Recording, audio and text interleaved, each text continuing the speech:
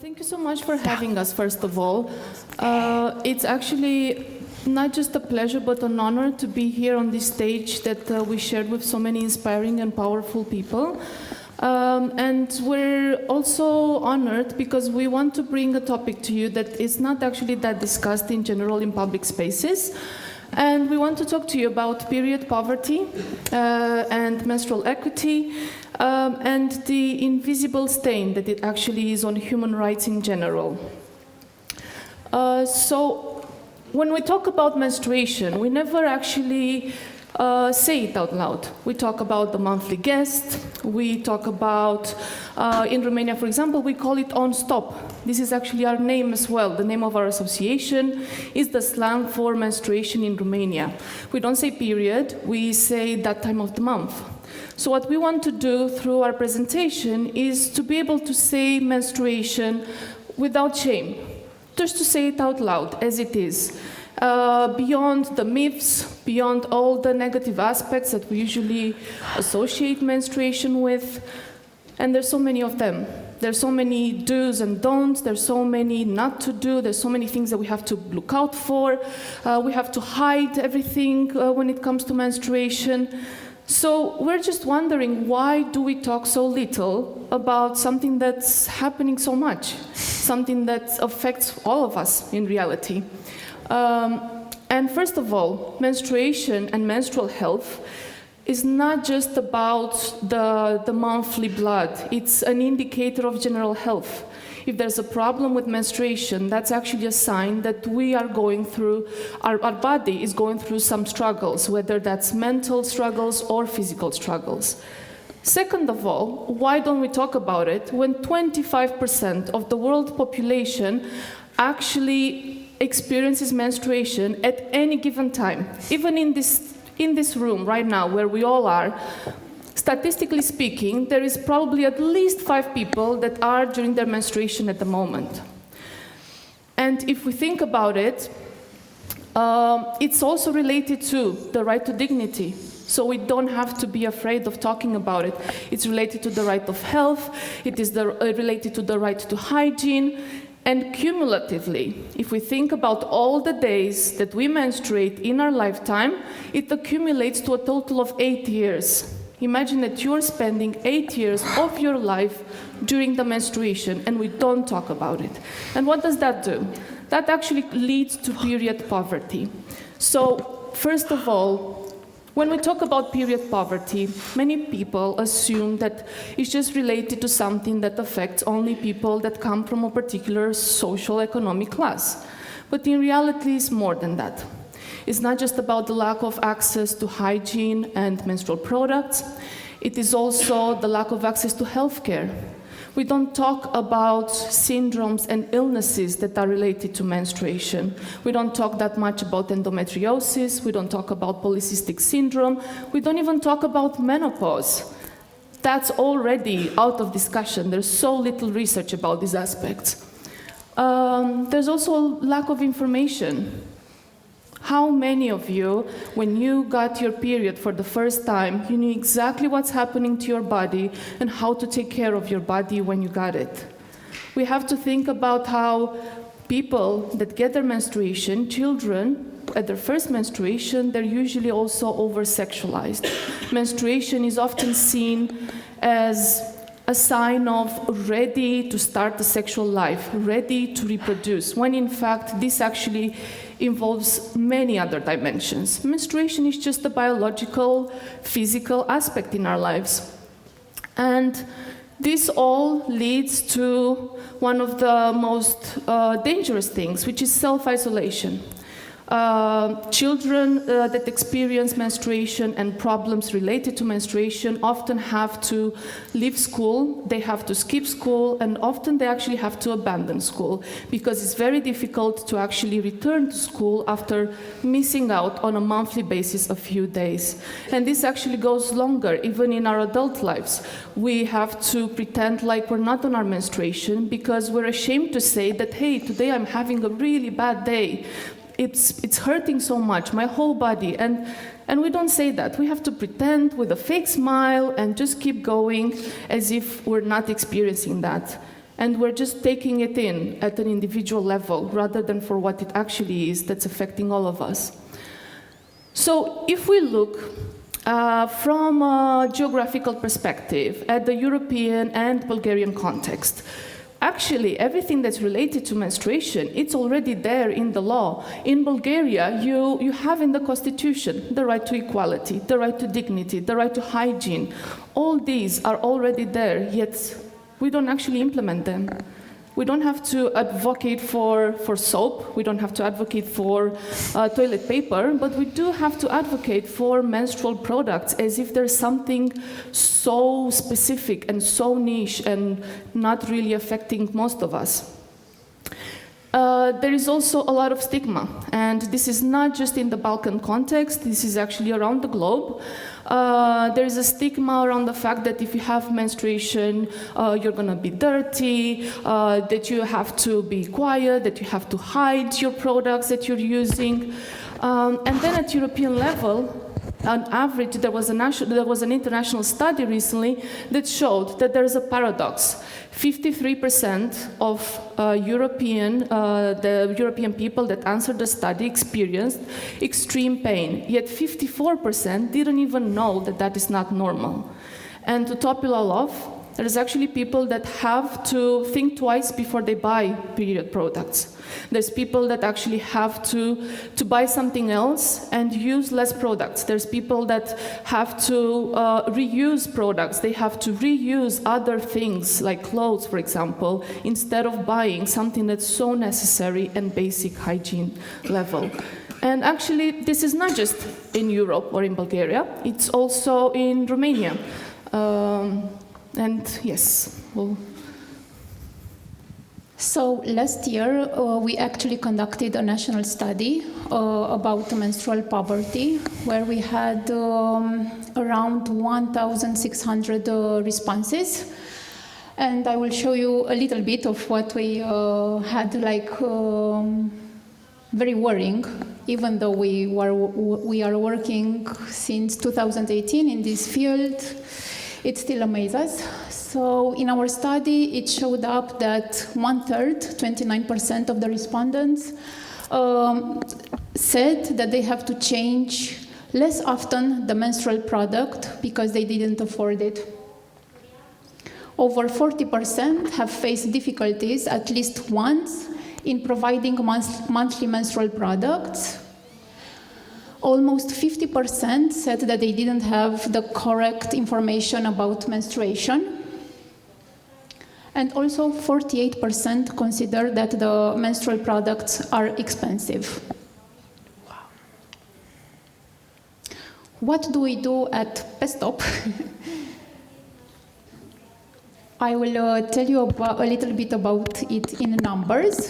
So since 2018, we distributed 70,000 menstrual kits.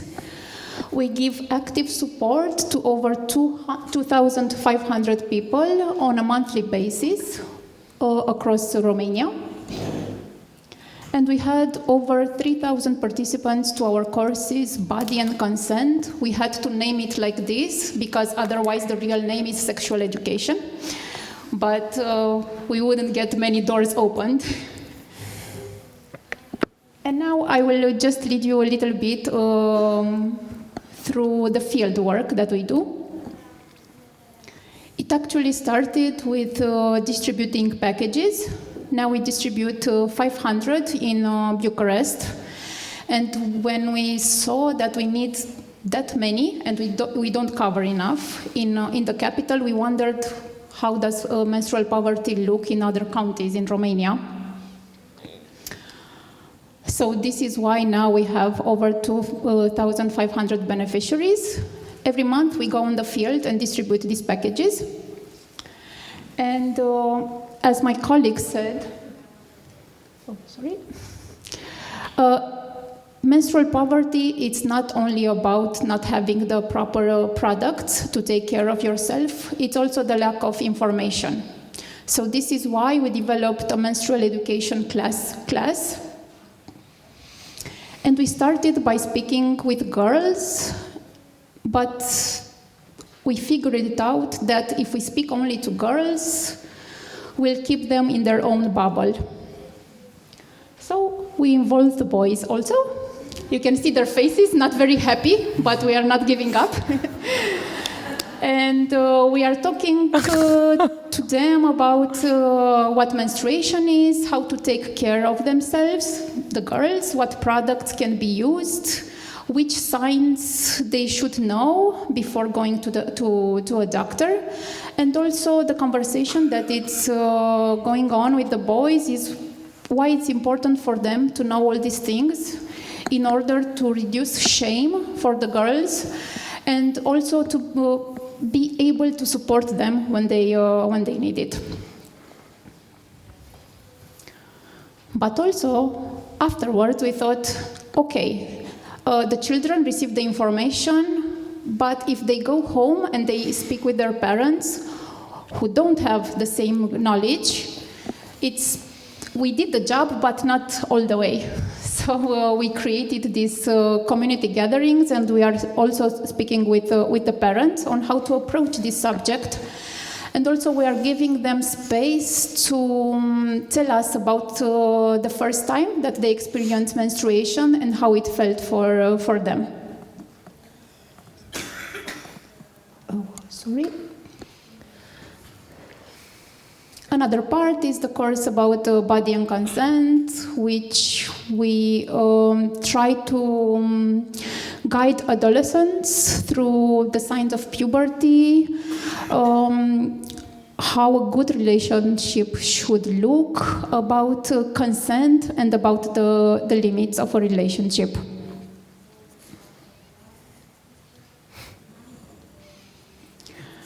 This is a very dear project for me because last year we visited a community, a school of neurodivergent girls.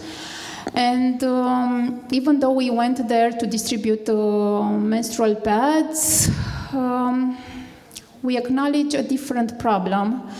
And we decided that this is another thing that we should do and we would like to do, to personalize the courses that we are giving, because the neurodivergent girls need more information or more adjusted information for them. So this is why we tried to work with two therapists, which guided us to find the proper language to speak with them, and we'd like to continue with that. And because we also think that art will save us, we tried to find alternative language to speak about menstruation, because sometimes we go and give courses and it's a lot of knowledge, but children will also be more responsive if we find some other words to talk about menstruation. So we had one-time projection of the movie Impure. It is filmed in Kenya, and it searches the story of a 12 years old girl who had her first menstruation.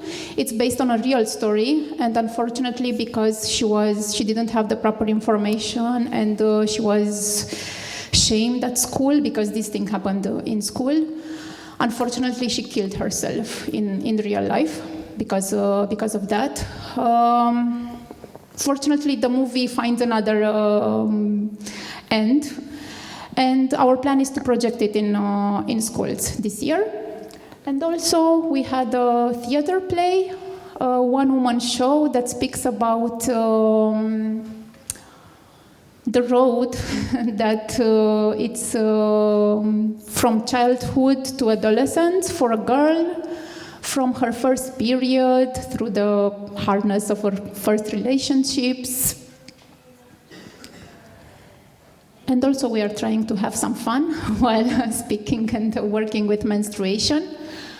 Of course, Carmen is doing a very, very good job in advocating. So this is why we are asking for free pads in schools, and not only for that. And also last year we had a marathon, actually a mini marathon, because it was 2 kilometers. And our volunteers ran in like 15 or 16 villages, dressed like this very nicely.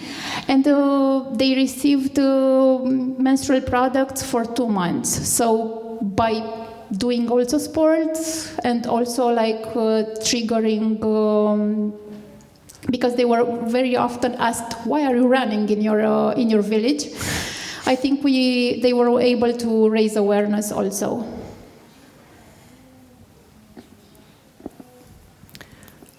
So as you can see, we're trying here to fill in the duties and the responsibilities of what really should be the state's job. It really should be down to the authorities, to the schools, to the public institutions, to actually create this space where our work is actually not needed anymore. In our ideal world, we don't even need to have this job anymore. We don't want to go and distribute products in villages around the country forever. We don't want to talk about things that should be taught in schools. And what we're trying to do is to move away from period poverty, from this lack of research and this lack of interest on addressing problems that affect 25% of us at any given time.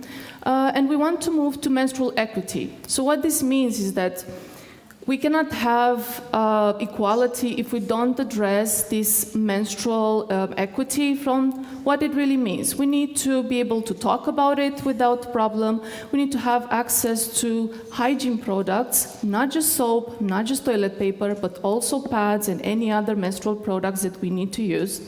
And to do that, we need to do advocacy, we need to talk in public spaces, we need to be open, and this is from an individual point of view, but also for NGOs and activists. We can also look at menstrual equity from an intersectional perspective, because it is not just about girls and women. This is actually also a trans issue, it's also non-binary, intersex and queer matter. It's not just girls and women that menstruate. This is also a matter of migration and refugee protection, the settlements where they have to go, where they don't have access to hygiene. It is also a matter of ability and disability. So we need to have national and local legislation. We also need to have education, first of all.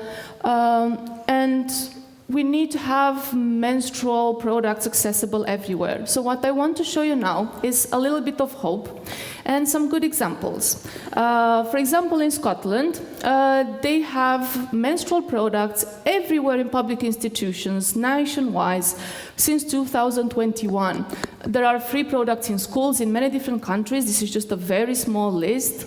There's also abolished and reduced tax on menstrual products in many different countries.